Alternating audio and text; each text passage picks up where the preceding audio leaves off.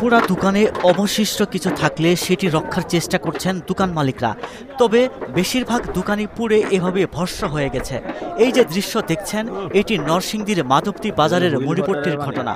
মুড়িপট্টির প্রায় 50টি দোকান পুড়ে গেছে।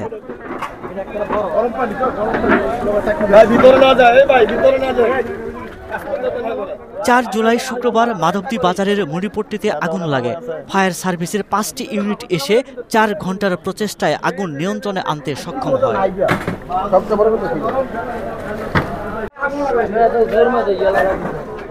মুড়িপট্টিতে মুড়ির দোকান রয়েছে এই ব্যক্তির।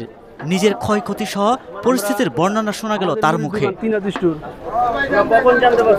আমরা ভোর 5টার দিকে আমরা খবর পাই যেরকম এরকম ঘটনার পর আমরা আসলাম মুড়িপট্টি আসে দেখি যে আগুন বাইন্দাপট্টি ওই সাইড থেকে আগুনটা লাগছে, তো আমরা আমাদের সাইডে প্রথম লাগে নেই। তারপর আসে দেখার পরে দেখি যে পরিস্থিতি আগুন দেখে আমরা সামনে আগানোর মতো না। ফায়ার সার্ভিসের লোকজন আসলে কি হবে, আগুন চতুর্দিকে ছিঁড়ে গেছে, যে আমরা কোনো মালামালও বাই করতে পারি নাই। বাকি খাতাগুতো আছে তাও বাই করতে পারি নাই। নগদ টাকাও আছে কিছু, আমরা কোনো মালামালও বাই করতে পারি, কোনো কিছু বাই করতে পারিনি। আমাদের পুড়ে যাওয়া দোকানের মধ্যে প্রায় 10টি স্বর্ণের দোকান রয়েছে।